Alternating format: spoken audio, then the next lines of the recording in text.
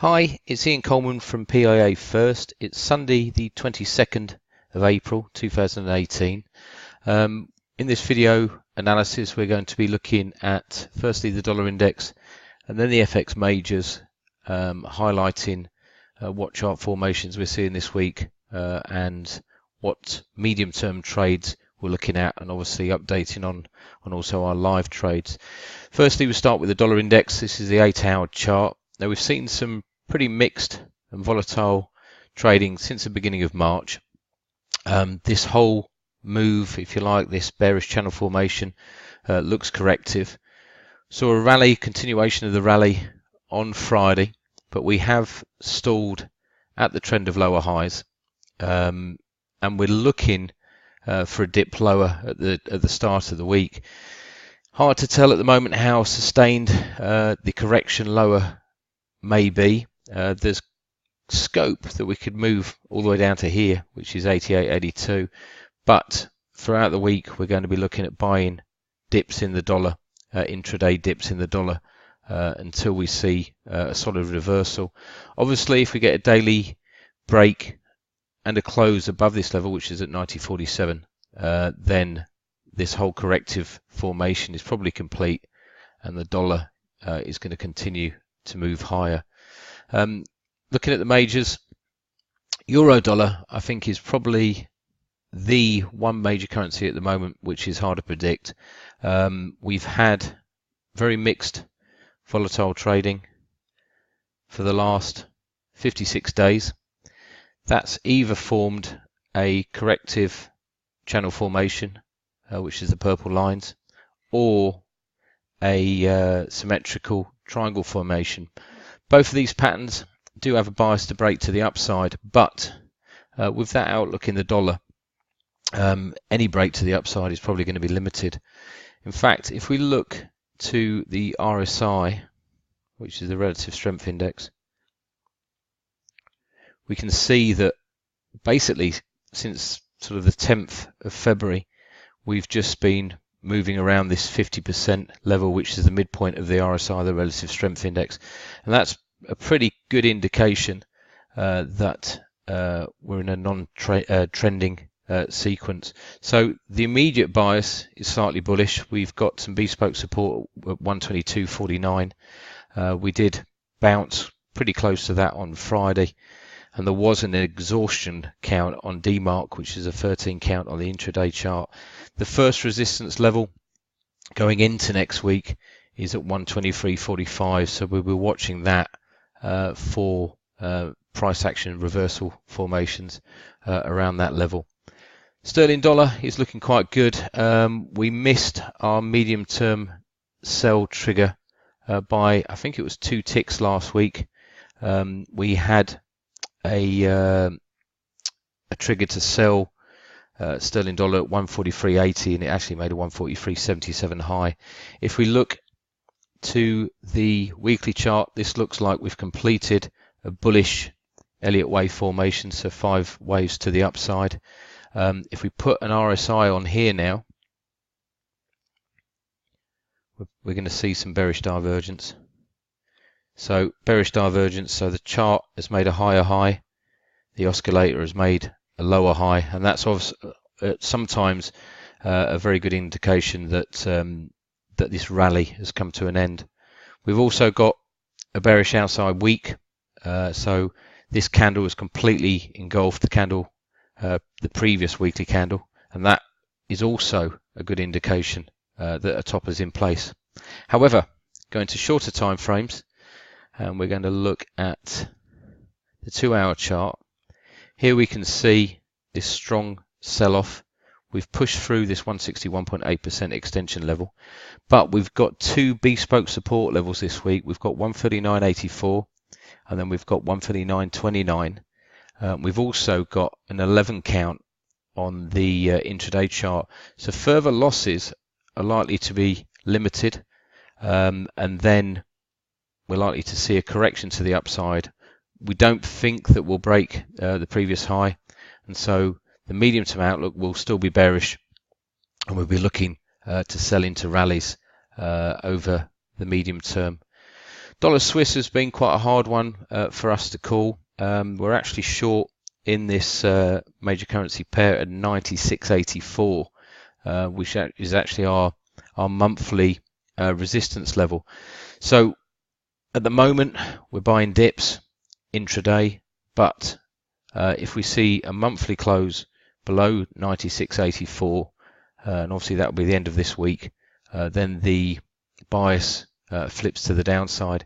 Trendline resistance is located at 98.13, and then we've got this 78.6% pullback level at 98.57. Dollar yen, which if you watched the video report last week, was one of our favored pairs, and we were actually looking at most of the yen crosses. We've triggered a short trade at 107.75. We've got bespoke resistance at 107.80. Friday we saw a rejection of that level. Again, if we go to the RSI, I think it's pretty likely we're going to see some divergence here.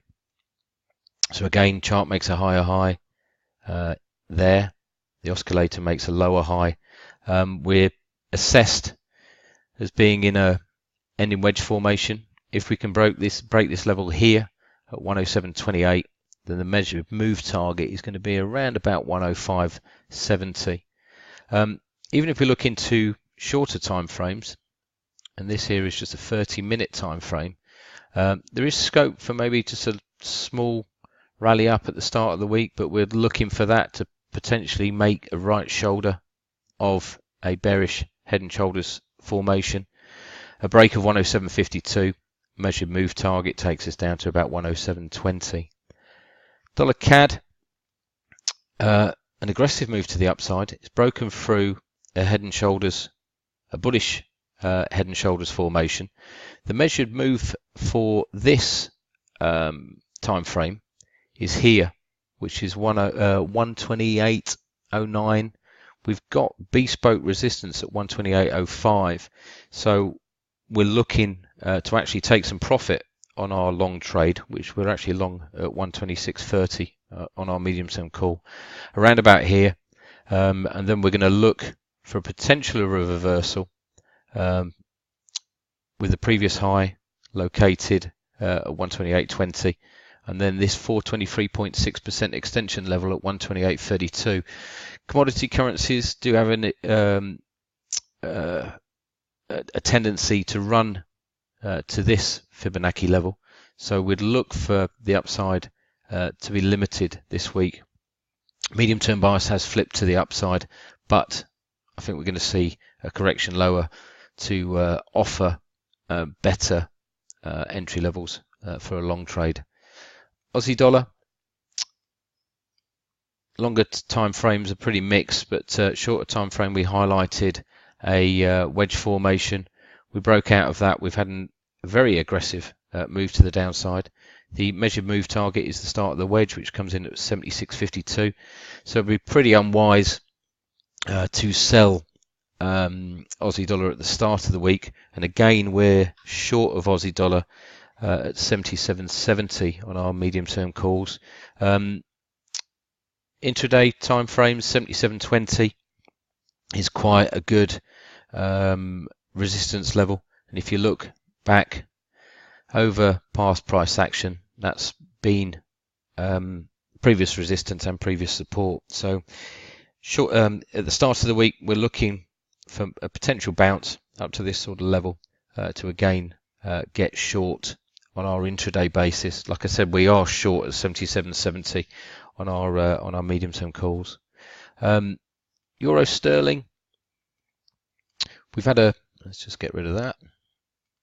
We've had a quite choppy, mixed, volatile move to the upside. This could either be seen as an expanding wedge formation, but it's not really that aggressive, or a bullish corrective channel. Now, we've got bespoke resistance located at 87.94, and again, the reason that I've highlighted the RSI here is because if we do get up to that level at the beginning of the week, then I think that it's very likely that we're going to see some bearish divergence again, and at least a correction lower. One thing that we should note on euro sterling is that this price action last week did produce a bullish outside week. So the medium term outlook is pretty mixed at the moment, but the immediate bias is still bearish. Euro yen, and we're short in euro yen, I think around 132.50. I'll have to check that. Let's have a quick look actually at our dashboard. Euro yen, 132.70. We're short of euro yen at the moment, but again, there's no clear real indication that this correction is over. We've got bespoke resistance at 133.40, and we've also got a 12 count at the moment on the 4-hour chart, a 13 counts exhaustion. So we're quite happy to hold our short at 132.70, but there is scope again for a move maybe to 133.40 before we continue with this sell-off in euro yen next week. Okay, if you have any questions, please feel free to post them on the blog, and we'll endeavour to answer them for you. All the best of luck with your trading this week, and we'll give you updates in video format on Wednesday and again on Monday next week, and we'll keep on updating the medium-term outlooks in written format throughout the week. Okay, best of luck. Thank you very much.